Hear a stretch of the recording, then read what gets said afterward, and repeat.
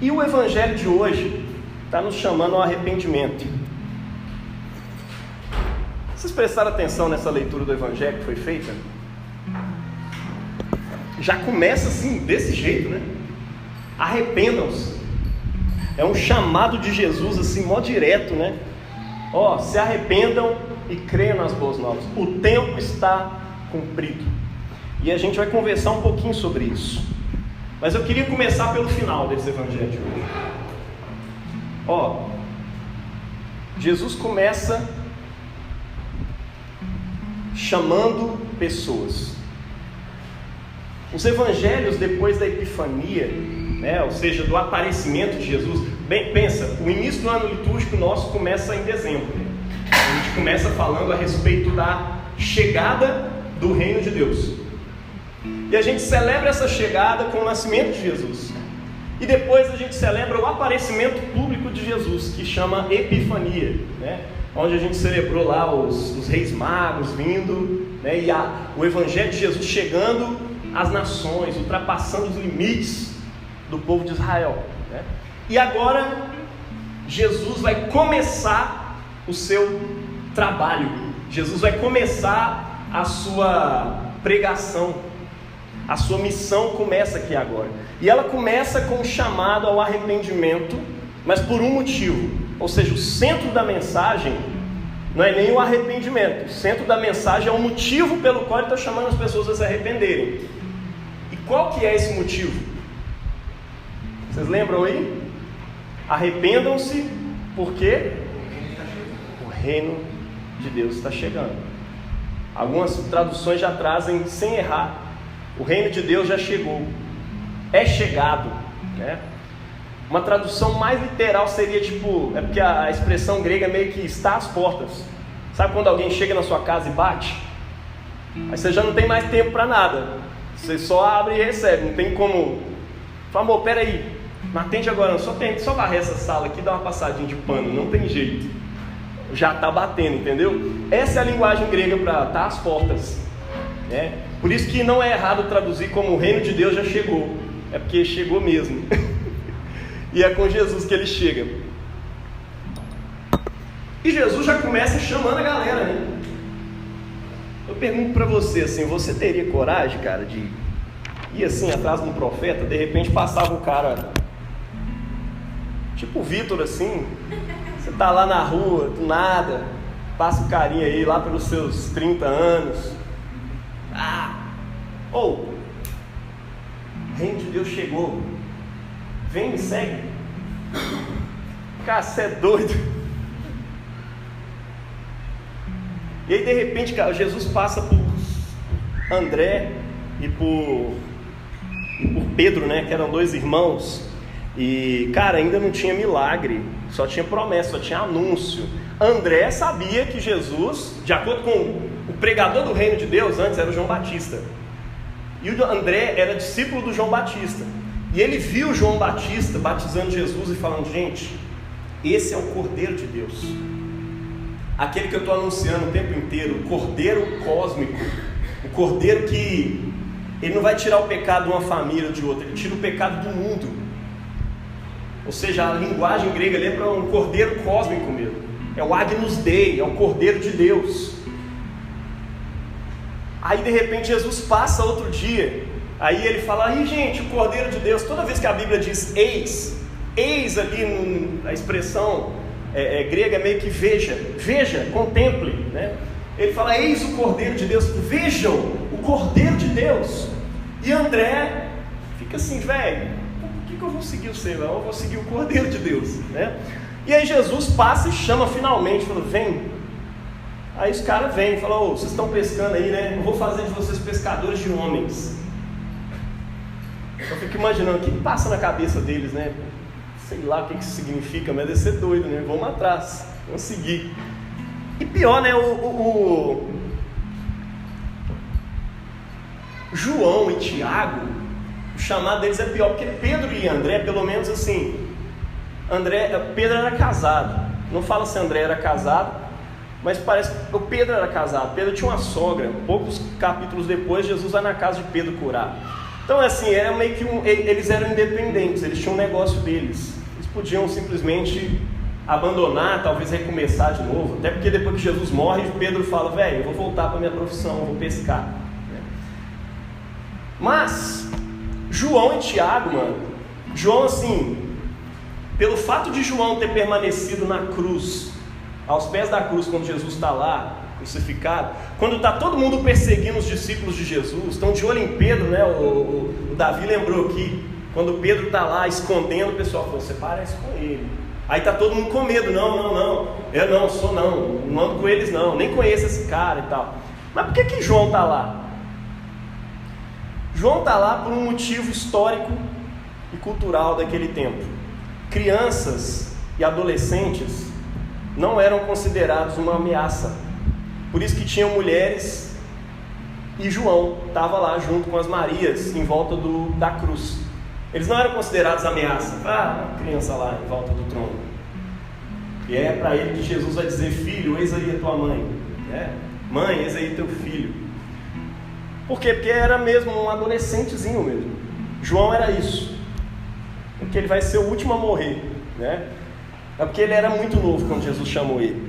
E aí imagine, João está lá, projeto, adolescente, tinha uma família com, muito provavelmente, algo assim, centenário, um negócio de família. Ele era pescador. A família dele era uma família de pescador. A Bíblia está dizendo aqui que ele deixou o pai e os empregados e foi seguir Jesus com o irmão dele, com o Tiago. Sabe o que é isso? Tinha uma empresa mesmo. Não era só João saindo para pescar junto com o pai dele. Não era isso. Não era uma pesca de final de semana. Aquilo era um negócio da família. Aquela era uma família de pescadores. João e Tiago estão saindo da casa dos seus pais e indo para um lugar misterioso. Sabe aquele negócio que o pessoal está falando? R$2, não sei o que misterioso. Jesus faz meio que isso. Pedro, um peixe ou uma mudança de vida misteriosa? Vamos comigo para um lugar que você nunca viu, fazer uma coisa que você nem sabe o que é? É tipo isso. Quem que vai seguir um cara falando um negócio desse, né? Mas aqueles caras ali seguiram Jesus. E Marcos, narrando desse jeito, ele está aludindo a uma coisa. Quem é que saiu da sua terra e do meio dos seus parentes e foi para uma terra que ainda seria mostrada, né? Aquela pausa misteriosa. Aí os irmãos, não sei não. Sai da tua terra, da tua parentela, né? Marcos está fazendo uma alusão aqui a Abraão mesmo. Sai da tua terra, sai do meio dos teus parentes, vem para a terra que eu te mostrarei. Só que a terra ali era o próprio Jesus. A terra ali era o reinado de Deus. Jesus começa anunciando que o reino de Deus chegou e que era para as pessoas seguirem ele, confiar na palavra que ele estava trazendo, que ele chamava de boas novas, ele chamava de evangelion em grego, que era uma palavra já conhecida daquele tempo lá. E por que aquela palavra era conhecida? Porque quando o imperador novo nascia, o pessoal escrevia Evangelho de César alguma coisa. O que isso significava para o Império Romano? Significava que uma nova era estava começando, porque um novo imperador subiu ao trono e ele vai trazer paz e prosperidade. Normalmente não era bem assim, mas eles anunciavam assim.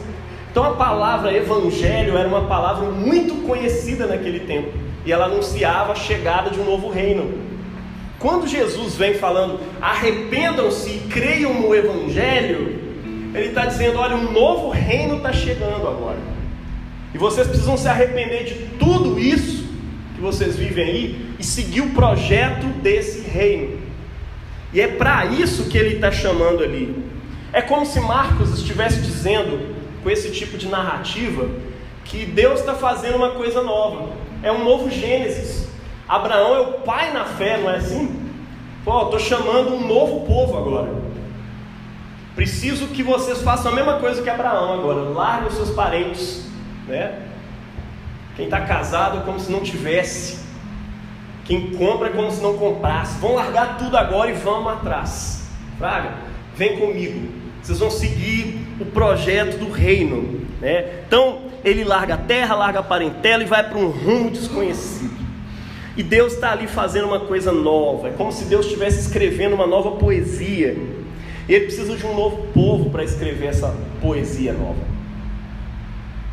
Marcos está brincando com as palavras desde o início. Se você ler lá o início, ele fala assim: princípio do Evangelho de Jesus Cristo. Por que ele faz isso? Toda vez que eles escrevem a palavra princípio, eles estão aludindo ao Gênesis. É como se Marcos estivesse dizendo: olha, um novo Gênesis está começando. Deus está recriando o mundo. O Evangelho que a gente prega é novo céu e nova terra. Uma coisa nova está acontecendo em Jesus. É o nascimento dele que renova o mundo. E agora, quando ele começa a pregar, está na parte do Gênesis que vai falar de Abraão. Já está no 12 aqui. É como se ele estivesse fazendo alusões ao Gênesis o tempo inteiro. Um novo Gênesis, uma nova vida está começando. Em quem? Em Jesus. Deus está fazendo uma poesia nova. E que poesia é essa? Essa poesia se chama Reinado de Deus. Era tudo o que eles esperavam, tudo o que eles ouviam nas sinagogas todos os sábados. O reinado de Deus. Todo mundo sabia alguma coisa sobre o reinado de Deus. Ninguém sabia exatamente como é que ia ser, mas todo mundo esperava o reinado de Deus. A esperança deles era que Deus ia vir, ia julgar o mundo. E a grande esperança era que Deus ia fazer justiça para o pobre, porque o pobre não tinha dinheiro para comprar os juízes, e acabava que quem tinha dinheiro comprava os juízes, e aí eles mandavam no mundo os poderosos. É por isso que Maria, quando ela recebe o anúncio de que o Messias ia nascer por meio dela, o Magnificat, ou seja, a canção, a poesia que Maria faz, inspirada pelo Espírito Santo, diz que Deus derrubou do seu trono os poderosos e exaltou os humildes, e fez justiça ao seu povo. A esperança do reino de Deus é um trem que estava na cabeça daquele povo o tempo inteiro, só que era desconhecido. E aí ele fala: arrependam-se, porque o reino de Deus chegou. E creiam no quê? Creiam na boa nova. E qual é essa boa nova?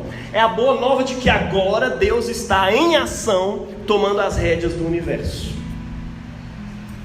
E isso exige uma resposta definitiva de cada um que ouvia Jesus dizer isso.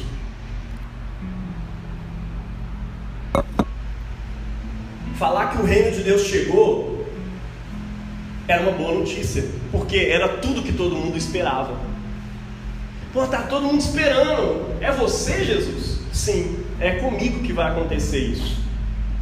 É claro, para Jesus provar isso para eles demorou um pouco, né? O pessoal vai, fica assim, vai na dúvida. Até na hora que ele morre, alguns vão abandonar o barco, porque tipo assim, pô, cria até agora, porque você provou, cara, você expulsou demônio. Ninguém faz isso se não for pelo poder de Deus. Você curou pessoas, você parou o vento e o mar, cara. Quem é esse que até o vento e o mar lhe obedecem? Você é o próprio Deus. Você recriou os olhos de um cego do barro, igual Deus fez do barro. Pega o barro, passa no olho.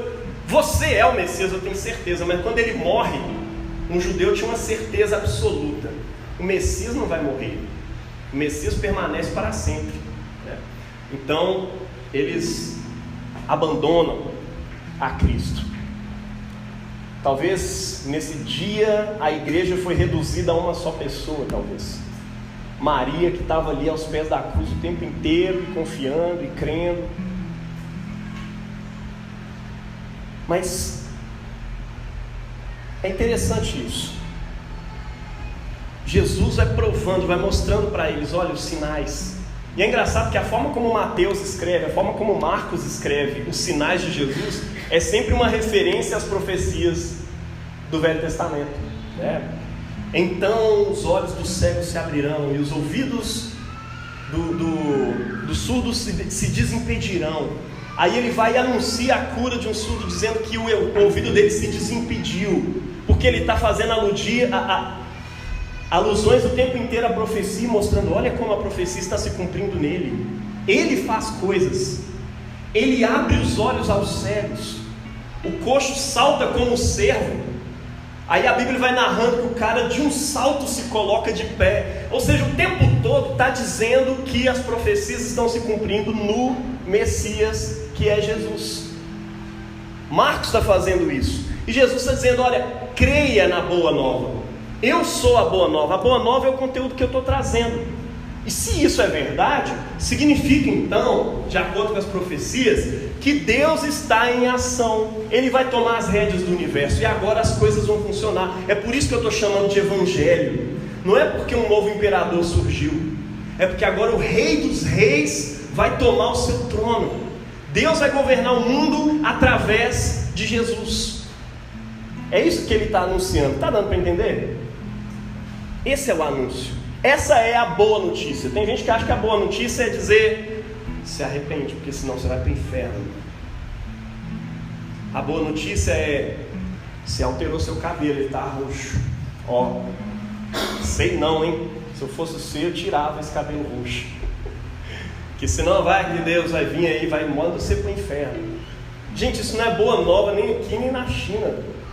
Isso não é boa nova. A boa notícia do Evangelho é, Deus está em ação. Ele tomou o trono do universo e Ele abriu as portas de entrada para que várias pessoas, além do povo de Israel, se tornem seu povo também. Todos vocês podem ser povo de Deus. Como? Por meio do Messias, por meio de Jesus. É por isso que ele está dizendo, creia nas boas novas, creia na boa notícia que eu estou trazendo para vocês. A nossa forma de pregar o Evangelho precisa mudar, gente, diante disso aqui. A gente tem que olhar para Jesus e falar, vou pregar igual ele. Vou parar de ficar pregando para o pessoal, tu vai para o inferno, Deus te odeia.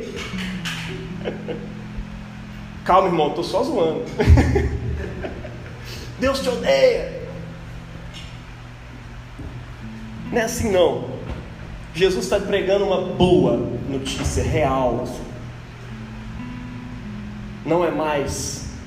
Os tronos dos poderosos estão destituídos. Ah não, mas César está sentado lá no trono. Problema.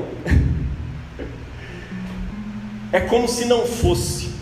Sabe aquela linguagem de Coríntios que foi lida aqui no final? É como se não fosse. É como se esse mundo não existisse. Até porque no finalzinho da leitura de Coríntios está falando que esse mundo está passando. O mundo como o conhecemos já não é. Ele está passando, ele está se definhando. E a única coisa que vai ficar é isso que Jesus está dizendo, que é o reino de Deus. A forma desse mundo funcionar está sendo virada de cabeça para baixo. É por isso que quando Jesus vai pregar lá no monte, ele fala assim, bem-aventurados os pobres. Como assim? Ninguém no povo de Israel teria coragem de dizer isso. Bem-aventurados os pobres, como assim? Até o pobre ia ficar bem-aventurado. Para quem, né? Não vem bem-aventurado não, mano. Eu sou pobre, você não está entendendo. Mas Jesus está dizendo, bem-aventurados os pobres, porque deles é o reino de Deus. Ou seja, esse mundo que está chegando, esse mundo novo, o pobre é bem-aventurado sim, ele pode ficar feliz, porque agora ele é rico do reino que chega, porque é um reino firmado em misericórdia, justiça e igualdade. A misericórdia de Deus alcança o mundo inteiro. Não vai ter mais essa desigualdade que destrói e que oprime as pessoas. Raças específicas, pessoas específicas, classes específicas, acabou. O reino de Deus chegou. Esse é o anúncio, essa é a boa nova.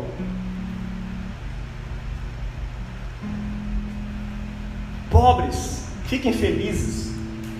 Tá bom, é isso. Eu vou me alegrar. Bem-aventurados os mansos, os humildes. Pô, humilde não é bem-aventurado não, mas agora é. É como se Jesus estivesse invertendo a ordem das coisas, porque o reino de Deus chegou, e agora nós vamos girar tudo vai funcionar de cabeça para baixo. Os valores que esse mundo tem serão subvertidos pelo reino de Deus. Nós cristãos somos as pessoas que acreditam nisso. E nós acreditamos que isso começou quando Jesus foi pregado na cruz do Calvário. 3 anos depois desse anúncio. Ele está só dizendo, olha, está às portas, está chegando. E aí de repente ele sobe no seu trono de madeira. O trono onde ele está sendo crucificado. É por isso que esse evangelho é loucura para o judeu, é loucura para o grego. Porque nenhuma religião no mundo ousou pregar um Deus crucificado. Isso é exclusivo, meu irmão. Você pode até dizer que o cristianismo tem elementos parecidos com todas as religiões e que no final das contas, tem gente que fala isso, né? Aí tem isso, aí tem aquilo, tem um negócio da ressurreição e tal. E no final das contas o cristianismo é só um compilado de várias religiões. Meu irmão, nenhuma religião prega um Deus morto, uma vitória que acontece na cruz. Não se engane. Nenhuma religião prega a derrota, só nós. A gente gosta de dizer, você precisa ser derrotado. Você precisa ir para a cruz junto com Jesus. Sabe por quê? Porque da perspectiva dele, grande é aquele que é servo dos outros. Se alguém quiser ser o primeiro, seja o último, o servo de todos. A autoridade do ponto de vista do reino de Deus, ela é medida pelo serviço. E eu pergunto para você que já foi evangelizado, evangelizada, existe algum serviço maior que alguém pode prestar por você do que aquele serviço que Jesus fez lá na cruz do Calvário, morrendo pelos seus pecados como um cordeiro cósmico? Meu irmão, não tem. E é por isso que a cruz era o seu trono, porque ali ele dá a sua vida em favor de muitos. Se poder é serviço no reino de Deus, ali ele toma o poder do universo inteiro, porque ninguém jamais poderá fazer um serviço do tamanho do dele. Ele é o servo de todos os irmãos, e ele nos ensina a servir a partir dele. Esse é o reino que ele está anunciando, o reino do serviço, o reino do amor. E aí ele começa dizendo, cumpriu-se o tempo. Em grego é kairos. Tem gente que faz altos malabarismos com essa palavra, né? Kairos. O cronos é o tempo dos homens, kairos é o tempo de Deus. Não, desculpa te desiludir. Não, kairos é tipo assim, existe o tempo onde você vê árvores por aí. E quando a árvore, sabe, pé de manga, de repente chegou o tempo das mangas amadurecerem. Normalmente esse tempo agora, né? Começa a dar mais manga, né? Ou seja, nós estamos no kairos da manga. Ou seja, é tempo de manga. Ou seja, esse tempo não é comum, é um tempo especial. É um tempo que a manga produz manga. É o tempo que a mangueira produz manga. Isso se chama kairos. Ou seja, o kairos é um tempo específico. Quando chegar na Páscoa, nós estamos num tempo específico. É o kairos da Páscoa, né? E o tempo de manga não é o kairos da jabuticaba, não é o kairos da banana, apesar que a banana fica dando o ano todo, né? Mas as outras frutas têm épocas, assim. Isso é kairos, da perspectiva, o grego antigo, né, no qual foi escrito o Novo Testamento, é isso. Kairos é o tempo de alguma coisa acontecer, é o frutificar das coisas, né? Então, assim, o que Jesus está dizendo? Cumpriu-se o tempo. É kairos. Kairos de quê? Das profecias. As profecias do reino de Deus amadureceu. É isso. As profecias estão maduras. Está na hora de colher. Eu estou aqui. É disso que ele está falando.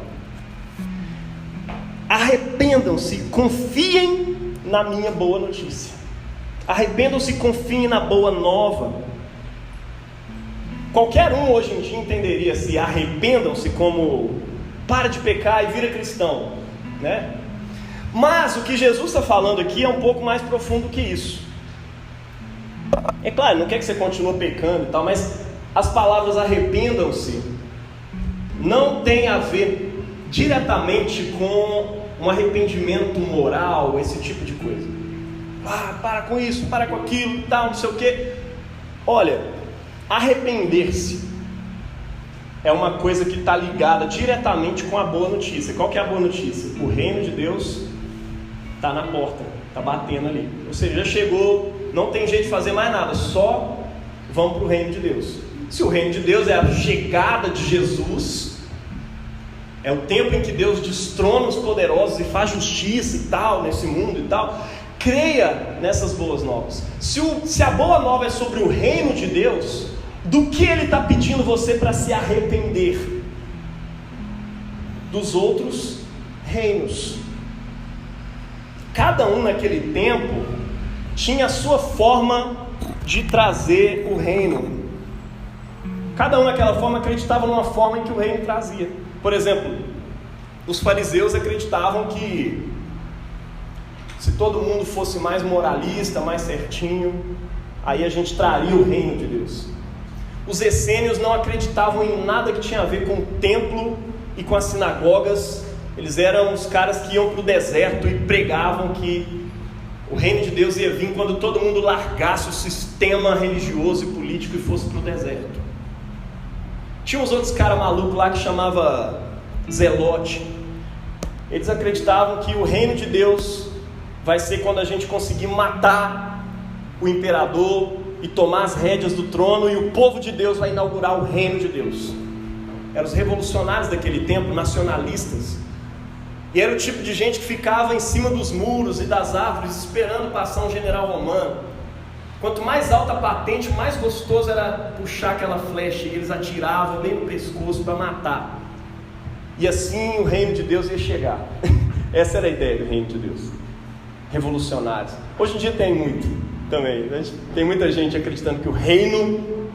Que o que é o reino? Às vezes você tira Deus aí e fala um reino, um mundo melhor vai chegar, né?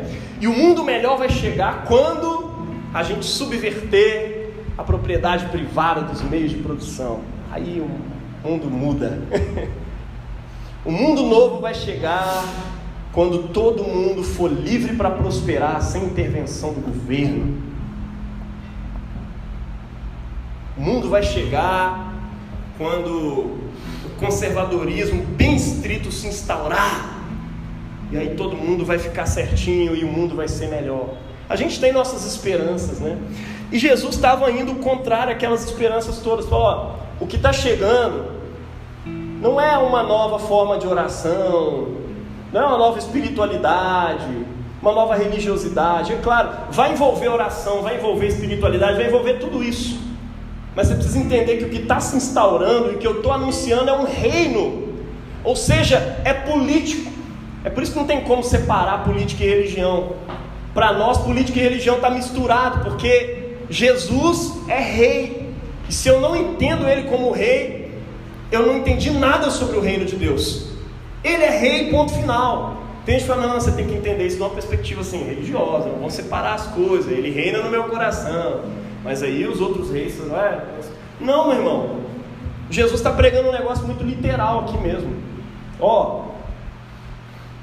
Abandonem essas esperanças, se arrependa. Arrependam-se das suas agendas. Basicamente o que ele está falando é, rasga as suas agendas. Esse tanto de agenda que você tem aí para chegar no mundo melhor, entenda o seguinte, o mundo melhor é o mundo do reinado de Deus. Você crê nele? Então vem comigo. É sobre isso que Jesus está falando. No contexto, né, vamos dizer que tem duas formas aí de arrependimento que Jesus está trazendo, né? Dar as costas às agendas sociopolítica, religiosa e tudo mais, que conduzia aquele povo a uma guerra insana. No que você costuma confiar? O que te acalma diante do incontrolável? Sabe, quando você fala assim, não, velho, vai dar ruim.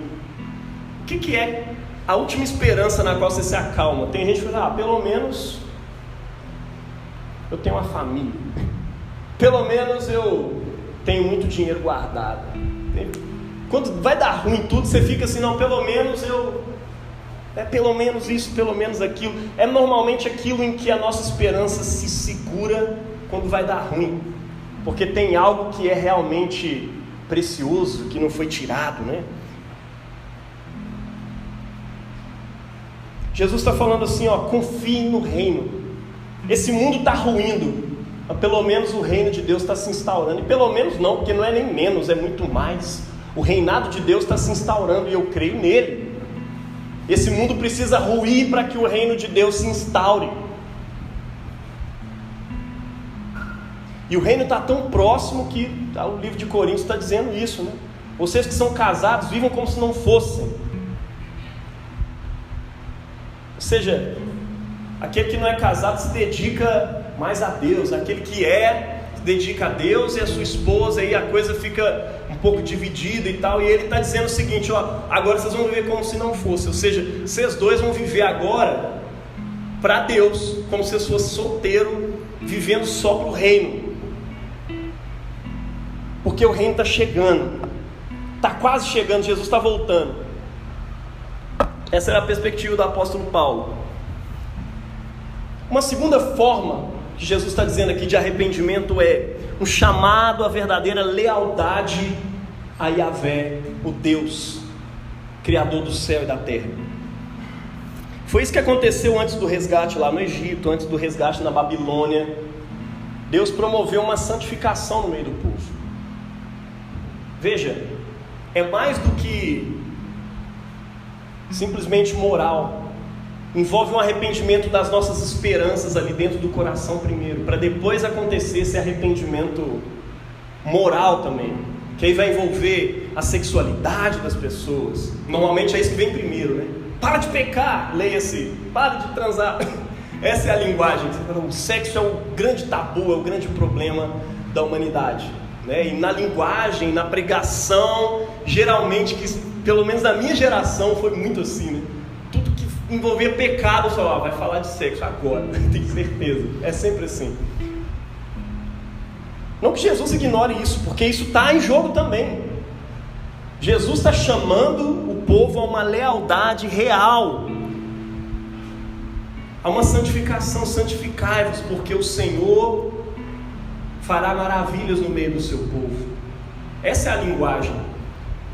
Se Deus está resgatando o povo de Israel, agora Ele vai começar a santificá-lo. Como é que Ele faz lá no Egito?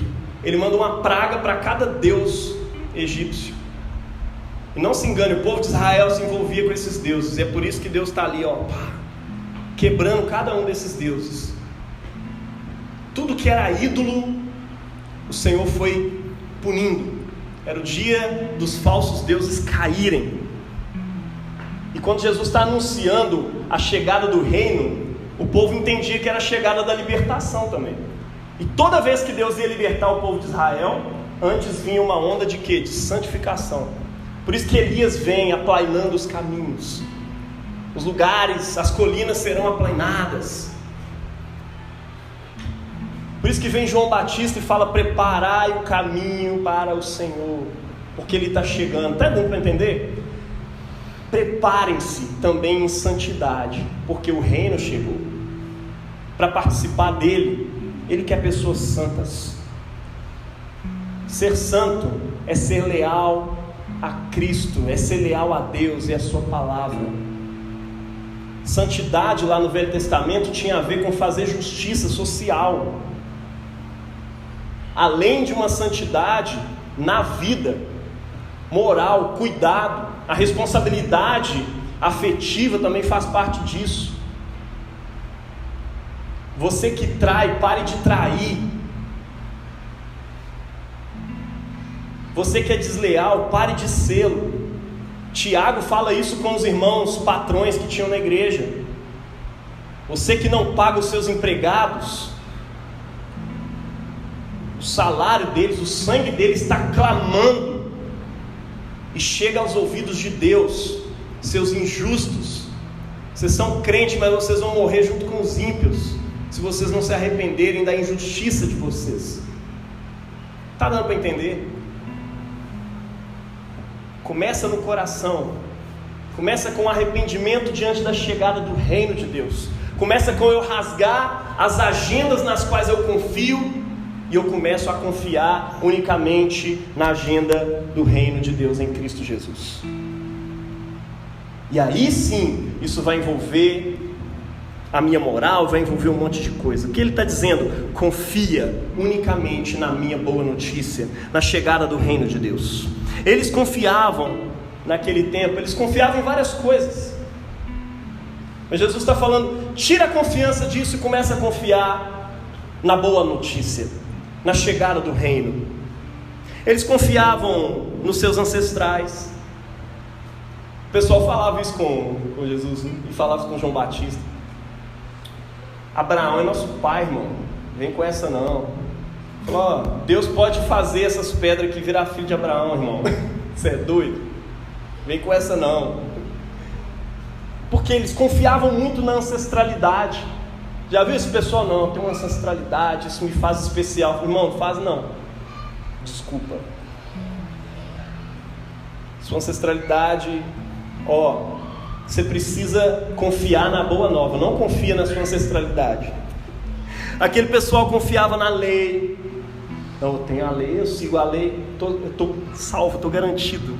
Confiavam na terra, confiavam no templo, confiavam em Deus, né? Desde que Deus fizesse tudo do jeito que eles esperavam que eles fizessem. E nós também costumamos confiar em um monte de coisa hoje, né? Em que você confia? Porque Jesus está falando, arrependam-se e creiam na boa nova. O que é crer? Crer é nada mais, nada menos do que confiar. Inclusive a palavra fé, para mim, eu tenho usado a palavra confiança para poder me ajudar a entender, porque o povo transformou a palavra fé em tanta coisa. A fé na fé, a fé parece um Hadouken, parece sei lá. Na minha cabeça, talvez fosse só na minha cabeça que isso acontecia, mas às vezes parece que a fé é um negócio assim que você fica aumentando, tipo uma energia, um Kamehameha, agora vai. Só que não é isso. Fé é confiar em Deus. E Jesus está falando, se arrependam e confiem na boa nova. No que você confia, meu irmão, sinceramente?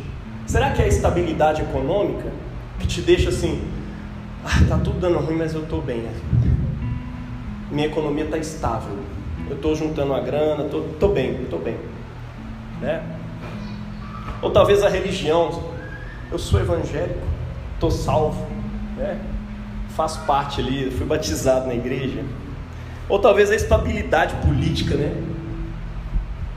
Lula ganhou, nossa, graças a Deus. Ou talvez quando o Bolsonaro ganhou lá em 2018, nossa, agora sim o Brasil vai mudar, agora sim, nossa esperança está no Messias. É tipo, nossa, agora, aí quando acaba, nossa, agora vai dar tudo errado, sabe? Quando parece que aquilo é a única coisa que existe. Se de repente o PT sai do governo, aí a pessoa, nossa, cara, não tem jeito mais, acabou, a esperança foi embora. Parece os discípulos quando Jesus morreu. No que você confia, irmão, sinceramente? Porque o que Jesus está dizendo é que os reinos desse mundo estão ruindo, as esperanças desse mundo precisam cair. Tem outros que colocam a sua esperança assim na família, no dinheiro, no sucesso, no prestígio, né? Eu posso morrer em paz agora, minha história vai ser lembrada. Casa, pelo menos eu tenho uma casa, eu tenho bens. Meu irmão, essas coisas todas vão ruir, tudo isso vai desaparecer. Está chegando um dilúvio, meu irmão. Jesus ele compara o reino de Deus com um dilúvio que vai chegando. E o homem que constrói a sua casa na areia é aquele que constrói a sua vida confiando nesse mundo que está passando. Mas aquele que confia na boa nova do reino é alguém que está investindo em algo que ainda não vê, mas ele sabe que é aquilo que vai instaurar, ele sabe que é isso que vai ficar. Minha esposa fica lendo muita coisa sobre investimento, né? Assistindo uns vídeos no YouTube e tal. Você está sabendo que tal coisa assim, a única coisa que vai vingar, o resto aí vai tudo cair e tal. Aí você fica assim, velho, o que eu faço? Investe seu dinheiro todo nisso aqui. Tem um povo muito louco aí, velho, investindo dinheiro em tudo. Taca no bet. Num bet dessas da vida aí. Cara, O reino de Deus é tipo isso. Jesus está dizendo: olha, se eu fosse vocês, eu investiria toda a vida de vocês no reino que está chegando. Porque quando esse dilúvio chegar, a casa que está estabelecida em cima da areia desse mundo que está passando vai ser destruída com força. Mas a casa que está estabelecida em cima da minha boa notícia, ela vai ficar de pé, porque ela é construída do mesmo material desse dilúvio que está chegando. É isso que Jesus está dizendo ali quando ele fala sobre quem constrói a casa na areia.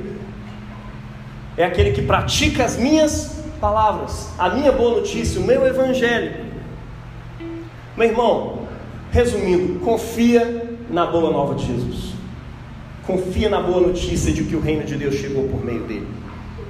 Desfaça todos os laços que te impedem de confiar unicamente no reino de Deus e no rei desse reino, que é o nosso Senhor Jesus.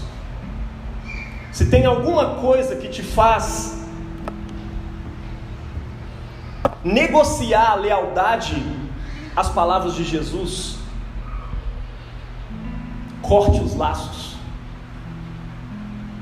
Lembra de João e de Tiago, que abandonaram a família e o barco e o seu pai e foram segui-lo. Esse é o chamado de Jesus. Se for necessário, abandone família. Se for necessário, abandone o que for. Mas a única coisa que vai ficar é o reino de Deus. Traz tudo para o reino. Confia tudo a Ele para que seja redimido seu casamento, a sua vida social, a sua vocação, seu emprego. Que ele não seja mais, não viva o emprego como se fosse um pagão mais. Isso aqui é meu jeito de ganhar dinheiro. Não, isso aqui é uma missão. Inclusive nós temos que conversar muito sobre missão, inclusive. Porque o seu trabalho é uma missão, o seu casamento é uma missão. Isso tudo precisa ser rendido aos pés de Cristo, para que seja fundamentado no material feito da chegada do reino de Deus que Jesus está anunciando aqui. Sua economia, sua filosofia de vida, tudo. Viva como se não tivesse nada além disso, porque esse mundo está passando. Faça como os ninivitas, que se arrependeram no pó e na cinza, diante do anúncio da chegada do reino naquele lugar, diante do anúncio da chegada de uma destruição, de uma purificação que ia acontecer em Nínive. E a Bíblia diz que Deus se arrependeu de destruir aquela cidade, quando Ele viu as obras deles. Arrependimento não é só um trem assim: estou arrependido, Jesus, meu coração está triste com isso. É mesmo? Eu quero ver suas obras. É engraçado, o Salmo de hoje fala sobre isso, né? Deus é o Deus da graça, porque Ele retribui a cada um segundo as suas obras. Uma pessoa estritamente calvinista deve olhar e falar: não deu para entender não. É Deus que dá a graça, meu irmão. É Ele que faz essas coisas. Faça suas obras confiando nele. Demonstre frutos dignos de arrependimento. É isso que o antecessor de Jesus pregou. Deem frutos dignos de arrependimento, ou seja, pratiquem coisas que demonstrem que vocês realmente estão arrependidos. Não só fica ali arrependido no coração, joga cinza na cabeça, mas eu quero ver as obras. Porque a Bíblia diz lá em Jonas 3,10 que Deus viu as obras deles e se arrependeu de destruir aquela cidade. Jesus está te chamando. O que você vai fazer? A questão não é o que você vai confessar. Eu posso fazer uma oração de confissão aqui dizendo: diga seu nome, fulano de tal, aceito Jesus como meu único e suficiente Salvador. Você pode repetir isso 10 vezes e nunca ser salvo, porque o que Ele está esperando de você é uma atitude. Diante do anúncio do reinado de Deus, nós precisamos tomar uma decisão definitiva. Qual decisão você vai tomar? Jesus está dizendo isso para você hoje, na atualidade litúrgica desse texto. O reino de Deus está vindo. O reino de Deus, na verdade, já chegou. O rei está sentado sobre o trono. O que você vai fazer quando esse dilúvio chegar? Não foi fácil naquele tempo, e não é fácil agora também. abandonar tudo e seguir Jesus.